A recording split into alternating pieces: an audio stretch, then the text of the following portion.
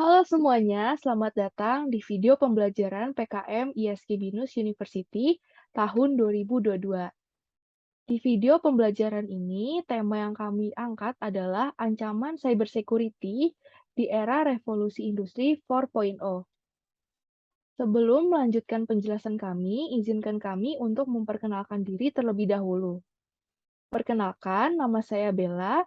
Saya di sini bersama dengan rekan kerja saya yang juga merupakan anggota dari ISAKA Student Group Binus University, yaitu Kak Fionita.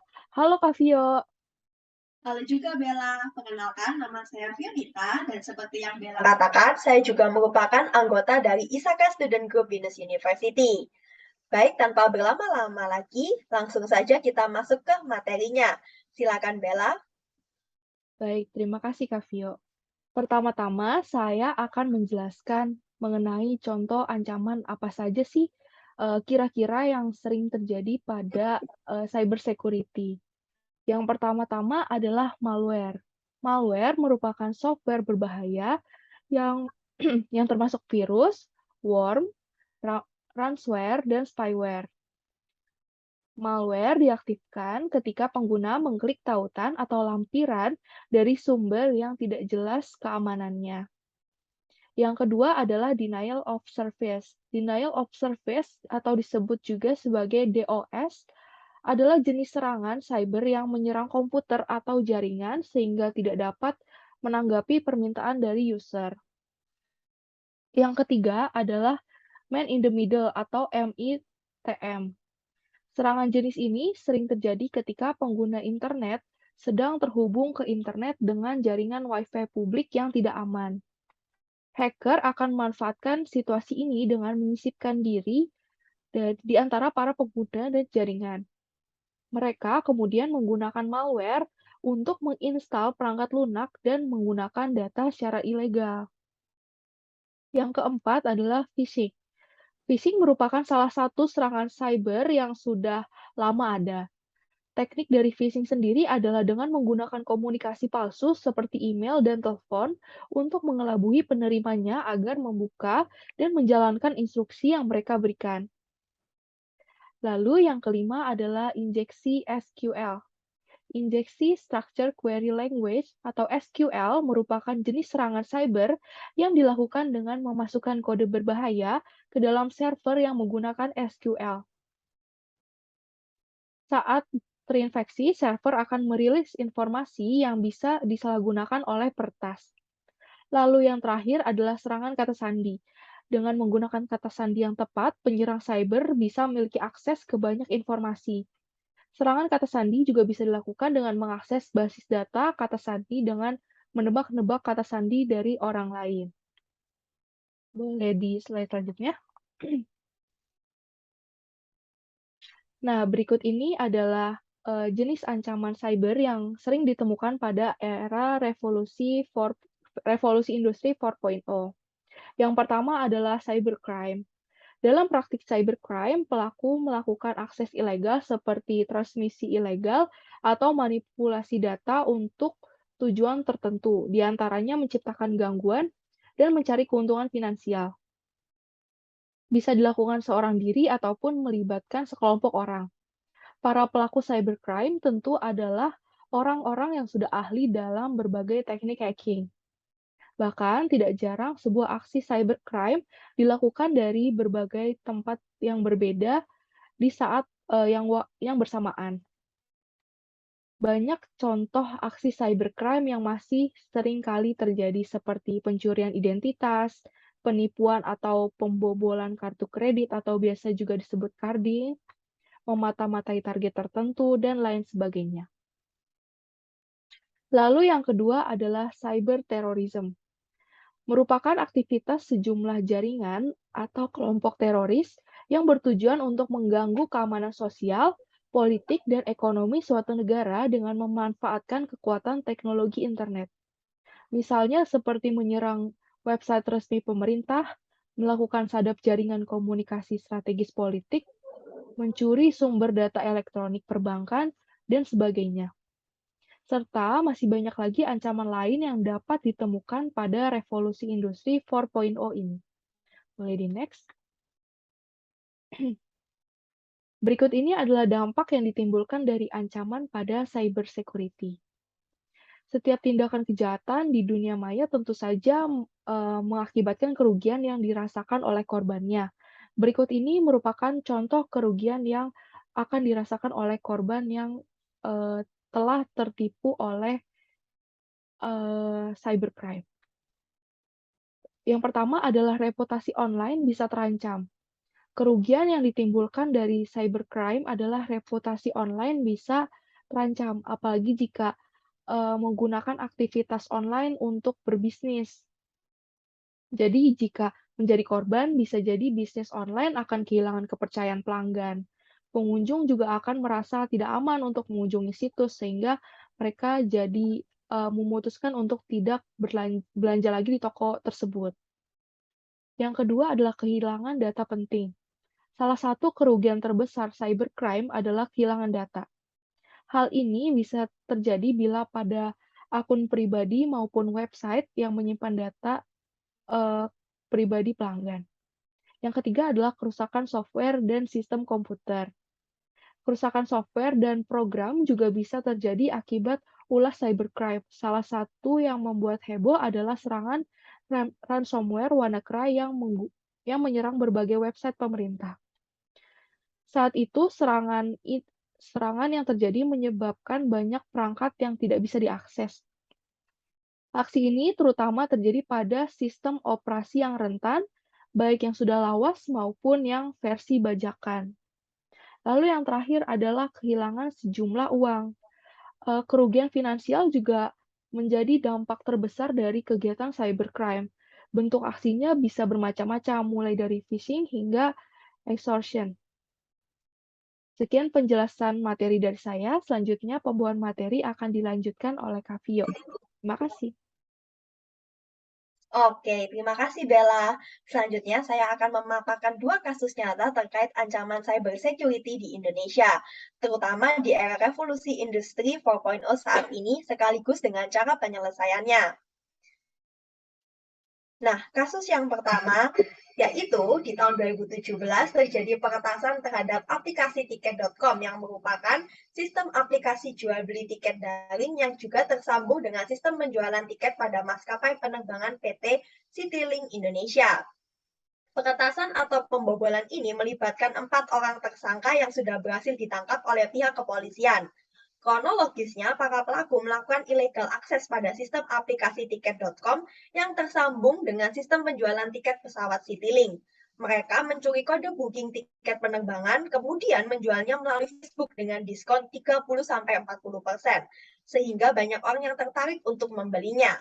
Dari hasil pemeriksaan, diketahui tersangka inisial MKU berperan menawarkan penjualan tiket pesawat melalui suatu akun pada jejaring sosial Facebook. MKU memiliki username dan password untuk masuk ke server Citylink yang didapatkannya dengan cara meretas situs tiket.com bersama tersangka SH yang merupakan otak pembobolan. Kasus illegal akses ini membuat pihak tiket.com mengalami kerugian sebesar kurang lebih 4 miliar rupiah. Dan setelah diketahui oleh pihak PT Global Network atau tiket.com, tiket yang belum terbang dilakukan pembatalan dan dilakukan refund sehingga kerugian yang dialami PT Global Network sebesar kurang lebih 1,9 miliar rupiah. Ironisnya lagi, butuh waktu sebulan bagi tiket.com untuk menyadari ada penyusup dalam sistem milik mereka. SH dan kawan-kawan sendiri sudah meraup keuntungan sampai 1 miliar rupiah. Menariknya, Ruby Alamsyah, seorang ahli digital forensik, memaparkan bahwa aksi para pelaku itu sebenarnya masih terbilang merupakan cybercrime tingkat rendah dan belum ada apa-apanya. Ruby juga menambahkan, para pelaku itu cuma memanfaatkan informasi serta tools yang ada, dan kebetulan situs-situs tersebut memang tidak aware terhadap security yang cukup tinggi. Akhirnya gampang dibobol oleh para pelaku. Kasus ini mengingatkan kita bahwa dengan teknologi hacking yang bukan tingkat tinggi saja, ternyata dampaknya mampu membuat perusahaan besar itu dapat rugi miliaran rupiah. Nah, penyelesaian dari kasus tersebut adalah pihak kepolisian berhasil menangkap para pelaku dan menyita barang bukti 7 unit ponsel, 3 kartu ATM, 2 surat izin mengemudi, 2 KTP, 2 unit laptop, 1 buku tabungan Bank BCA dengan saldo 212 juta, 1 unit router Wi-Fi, 1 kartu mahasiswa, dan 1 unit sepeda motor. Pihak tiket.com juga berkomitmen untuk terus melakukan perbaikan serta peningkatan keamanan terhadap aplikasi miliknya. Nah, untuk kasus yang kedua, yaitu di tahun 2020 terjadi kebocoran data pengguna Tokopedia ke dark web yang dilakukan oleh hacker. Pada 2019, Tokopedia mengklaim memiliki 91 juta pengguna. Dan dalam peristiwa ini, 91 juta data akun pengguna dan 7 juta akun merchant dikabarkan bocor dan dijual di dark web. Awalnya, peretas dengan nama akun Y Sodang menawarkan 15 juta data akun pengguna Tokopedia di forum Reddit Forums. Hacker berbagi data untuk meminta bantuan peretas lain membuka kunci algoritma password akun tersebut karena masih dienkripsi. Sehari kemudian, hacker mengumumkan telah menjual 91 juta data seharga 5.000 US dollar atau setara 75 juta rupiah. Ia menjualnya di Empire Market, pasar gelap di dark web. VP of Corporate Communication Tokopedia, Nuraini Razak, menyatakan bahwa Tokopedia memastikan tidak ada kebocoran data pembayaran. Seluruh transaksi dengan semua metode pembayaran termasuk informasi kartu debit, kartu kredit, dan OVO di Tokopedia tetap terjaga keamanannya. Oke, nah jadi untuk penyelesaiannya di sini itu adalah setelah terungkapnya peristiwa kebocoran data ini, pihak Tokopedia menghimbau agar pengguna aplikasi tidak panik dikarenakan Tokopedia telah memiliki keamanan berlapis. Yang pertama yaitu seluruh data krusial telah dienkripsi. Yang kedua, Tokopedia juga dilengkapi dengan OTP yang hanya bisa diakses secara real-time oleh pemilik akun itu sendiri. Selain itu, Menteri Komunikasi dan Informatika Johnny Gerard Plate telah meminta pengelola platform digital Tokopedia melakukan investigasi internal. Hal itu ditujukan untuk memastikan dugaan data breach pada platform marketplace itu dan mengambil langkah-langkah yang diperlukan guna menjamin keamanan data penggunanya. Nah, Kemenkominfo di sini meminta Tokopedia melakukan 3 hal untuk menjamin keamanan data pengguna. Pertama, Tokopedia harus segera melakukan pengamanan sistem. Lalu yang kedua, memberitahukan pemilik akun yang kemungkinan data pribadinya terekspos. Dan ketiga, melakukan investigasi internal. Nah, di sini kesimpulan dari video kita hari ini itu adalah Indonesia sebagai salah satu negara anggota G20 yang terus berkembang seiring dengan negara-negara maju lainnya tentu harus sadar bahwa negara yang berkembang juga pasti diikuti oleh tingkat teknologi yang semakin berkembang. Teknologi yang semakin maju tentu tidak hanya membawa dampak positif tetapi juga ancaman keamanan yang besar. Seperti contohnya adanya praktik cybercrime dan cyberterorisme. Ditambah lagi adanya ancaman hacker baik itu dari dalam dan luar negeri. Di sini pemerintah memiliki peran yang besar dalam meningkatkan cyber security di Indonesia, khususnya dalam hal perlindungan data pribadi konsumen.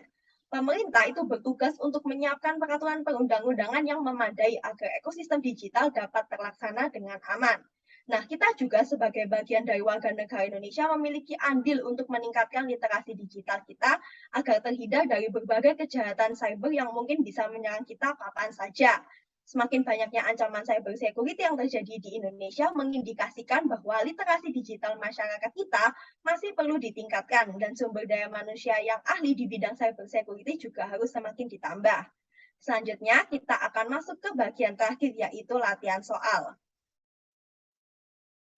Nah, soal nomor 1, pesan singkat yang berisi kata sandi yang dibuat otomatis 1 kali yang dikirim ke nomor ponsel terdaftar dari pengguna yang mengajukan permintaan disebut dengan, aku hitung mundur, 5, 4, 3, 2, 1. Jawabannya adalah OTP atau singkatannya one time password.